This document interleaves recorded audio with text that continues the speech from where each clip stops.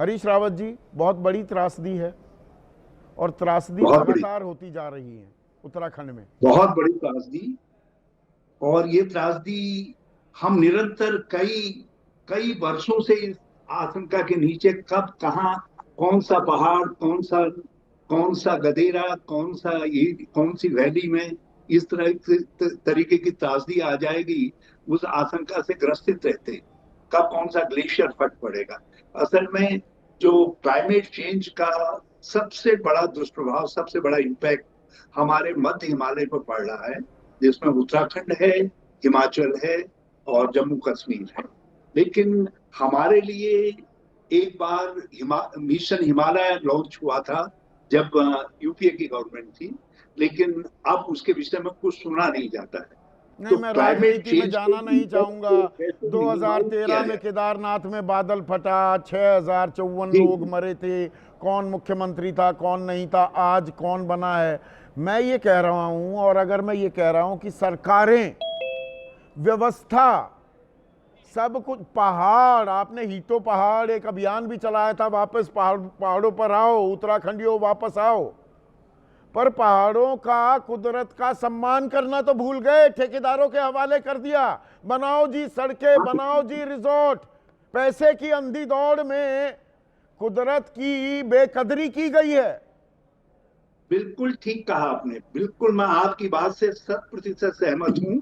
हमारे यहाँ की सरकारों ने लगातार एक के बाद एक सरकारों ने, जिसमें बीजेपी की सरकार भी सम्मिलित थी, उन्होंने जमीन की खरीद पर एक रेस्ट्रिक्शन लगाया था। 2017 में हमारी, हेलो, जी, आवाज आ रही है हेलो, जी।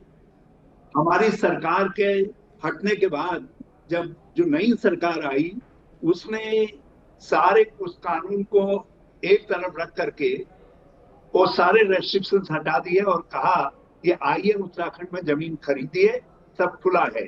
और उसका परिणाम ये रहा कि वो अनरेस्ट्रिक्टेड खरीदे हुई दूर दूर तक, नदी घाटियों में, यहाँ तक कि जिस गांव में मैं रहता हूँ, मेरे गांव के ऊपर के एरिया में भी लोग, कहाँ के लोग पहुंच गए जमीन खरीदने के लिए, क्योंकि लोगों के पास पैसा है, लोगों ने खरीदे, वहां रिजॉर्ट्स बना रहे हैं। लेकिन वहां ईट ईट सीमेंट, लोहे के बड़े बड़े स्ट्रक्चर खड़े किए जा रहे हैं। हमारे पहाड़ों की धारण नहीं क्षमता, नहीं हरीश रावत हमारी जी, नदियों की धारण आप क्षमता, क्योंकि गांव से भी संबंध रखते हैं, उत्तराखंड के गांव में लोग तो बचे नहीं, मकान खाली पड़े हुए हैं, और उत्तराखंड से बाहर वाले वहां मकान बनाकर बसने के सपने संजो रहे हैं। ये क्या विकास है? नहीं, ये जमीनें, जब जमीनें मिल रही हैं लोगों को, उनमें लोग रिजॉर्ट्स और दूसरे नाम से बना रहे हैं, और ईंट और कंक्रीट के जंगल बनाए जा रहे हैं। उससे ये जो क्लाइमेट चेंज का इम्पैक्ट है और कॉम्प्लिकेटेड हो रहा है, और कठिन हो रहा है। सड़कें बनाने के लिए अंधाधुंध, हमने हमने सड़क बनाने की एक नीति बनाई थी, minimum cutting, maximum width through filling. हम मिट्टी को काटेंगे मगर लुढ़काएंगे नहीं, उसको भरेंगे और दीवार बना करके सड़क की चौड़ाई निकालने का काम करेंगे। अब जब हमारे जाने के बाद जो जो चार धाम यात्रा विकास मार्ग था, सुधार मार्ग था, उसका नाम ऑल वेदर रोड में बदल दिया गया, और उसकी पॉलिसी बनाई गई कि मैक्सिमम कटिंग, लेस वॉलिंग, और काटो और और कहीं लुढ़काओ भी जब गंगा में। खबरें और आती इसका हैं, परिणाम ये रहा, अभी 2 साल पहले इंद्रसम्राट हरीश रावत जी, जोशीमठ की खबर आई कि भाई मकानों में दरारें आ रही की। हैं, धरती में दरारें आ रही हैं, धस रही है ज़मीन, धस रहे हैं पहाड़। खबर कहाँ धस गई? वो क्या करेक्टिव एक्शंस लिए गए? कुछ सुधार हुआ क्या, या खबर ही कुछ नहीं। धस गई? मैं मैं आपके चैनल के माध्यम से सबके ध्यान में इस बात को लाना चाहता हूं, जब हमारी गवर्नमेंट थी, हमने दो काम किया। हमने एक कहा, जो ये टनल बनाई जा रही है, इस टनल को आगे मत करिए, इससे जो है कमजोर हो रहा है हमारा जोशीमठ जो है। दूसरा, हमने ड्रेनेज सिस्टम बनाया हुआ, हमने कहा यहाँ पानी रुकना नहीं चाहिए। लेकिन हमारे जाने के बाद वहां जो 2 मंजिला मकान थे, उनको 4-4, 5-5 मंजिला मकान बनाने की इजाजत दे दी गई। इतना भार बढ़ गया जोशीमठ में कि सारा जमीन का धसाव पैदा हो गया। और ये स्थिति अकेले वहीं की नहीं है। आप कभी, मैं आपको आमंत्रित करता हूँ, आप ऋषिकेश से ब्यासी तक जाइए, गंगा के किनारे किनारे, दोनों किनारों पे अंधाधुंध इतने कंस्ट्रक्शन हो गए हैं कि गंगा माँ भी तौबा कर गई होगी। मैंने गंगा सम्मान यात्रा निकाली थी इसके विरोध में, जो है इतने इतने कंस्ट्रक्शन हो गए हैं, ऐसा लगता है हरीश कि रावत दुनिया भर जी, के, देखिए आप इतने परिपक्व नेता हैं, इतना असीम तजुर्बा है, मुख्यमंत्री रह चुके हैं। जब आप इसे बीजेपी बनाम कांग्रेस करते हैं तो मुझे थोड़ा सा कोफ्त होती है, ईमानदारी से मैं कह रहा हूँ।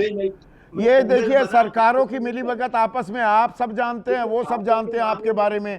ये सरकारें मिली हुई होती हैं, नेता आपस में मिले हुए होते हैं। ये मिलीभगत के बिना ऐसा ह्रास पहाड़ों का संभव ही नहीं हो सकता। गलत कह रहा हूं क्या मैं? आक्षेप को स्वीकार करने की स्थिति में नहीं हूं, ऐसा कहीं नहीं है। हमारी बिल्कुल सीधी सीधी सीधी वो है।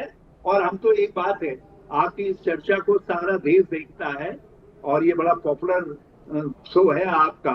मैं आपको बहुत सद्भावना भी देना चाहता हूं इसके लिए, और आप बहुत खरी बातें भी करते हैं।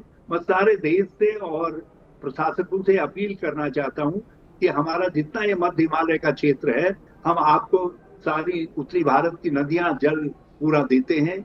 हमारे यही ये व्यवस्था को चेता रहा है, चेता रही है कुदरत, प्रकृति चेता रही है क्या? चेतेंगे क्या हम? हरीश रावत साहब, आखिरी सवाल आपसे, ये कुदरत चेता रही है क्या हमें? हमारी व्यवस्था चेतेगी? जागेंगे हम? बिल्कुल जगना पड़ेगा, नहीं जगेंगे तो हम खो जाएंगे, बर्बाद हो जाएंगे। और प्रकृति आज नहीं, प्रकृति कई सालों से हमको चेतावनी दे रही है और हम उस चेतावनी को अनसुनी कर रहे हैं। जब इस तरीके की घटना होती है तो हम सब लोग चीखते हैं, चिल्लाते हैं, दुख प्रकट करते हैं, चिंताएं प्रकट करते हैं। जब कुछ दिन बीत जाते हैं तो फिर सामान्य गति से जो है वही पॉलिसी चलती रहती है, जिनके कारण ये क्लाइमेट चेंज की स्थिति और कॉम्प्लिकेटेड होती जा रही है। बहुत बहुत शुक्रिया। प्रोफेसर महेंद्र प्रताप सिंह जुड़ गए हैं पीसीआर अब हमारे साथ। गिरीश जोशी जी, जो बात अभी हरीश रावत ने कही, व्यवस्था चेतेगी क्या, ये चिताया जा रहा है ना हमें। और ये ऐसा नहीं है कि ये कोई बीजेपी कर रही है, कांग्रेस कर रही है, ये मिलीभगत सबकी है, सब जानते हैं। ये ऐसा नहीं है कि कोई बहुत ही बड़ी कोई खुफिया जानकारी यहां पर मैं साझा कर रहा हूं अपने दर्शकों से। ये मिलीभगत के बिना संभव हो सकता है क्या? नहीं, आपकी बात संदीप जी बहुत सही है और हरीश रावत जी की काफी बातें सही थी, लेकिन जो सबसे जरूरी बात जो आप कह रहे हैं कि जब तक सभी मतलब पॉलिटिकल पार्टीज है, उत्तराखंड जब से बना है, हम लोग देखते हुए आए, हम यही पैदा हुए, यही से हमारी सब कुछ शिक्षा दीक्षा भी हुई। लेकिन जिस तरह से मैं देख रहा हूँ कि पिछले 20-22 सालों के अंदर में हम लोग जो ये अंधाधुंध विकास जिसको ये कह रहे हैं, ये हम जो करते हुए जा रहे हैं, ये वाकई में बहुत एक चिंताजनक इशू है। और गवर्नमेंट के अंदर भी जब आदमी दूसरे कहीं पे भी होता है तो इस तरह की बातें करता है कि मतलब कि इसको सही होना चाहिए, लेकिन जब ये घटना एक बार 5-6 दिन के बाद हो जाएगी तो सारी जगह से ये चीजें धीरे धीरे कम होने लगती है। लेकिन इसमें सबसे जो जरूरी बात यह है कि जो आप कह रहे हैं कि ये सभी लोगों का मिला जुला प्रयास होता है और इसमें सबकी योगदान रहता है। और अगर मैं किसी भी पॉलिटिकल पार्टीज का नाम नहीं लूंगा, लेकिन सभी लोगों की एक सही और जनता को भी जागरूक करने की जरूरत है। पैसा तो सबको अच्छा लगता है, पर पैसे के नाम पर लोगों को भरमाना, उनको लुभाना और फिर इस तरह की कीमत चुकाना, ये कितना जायज है?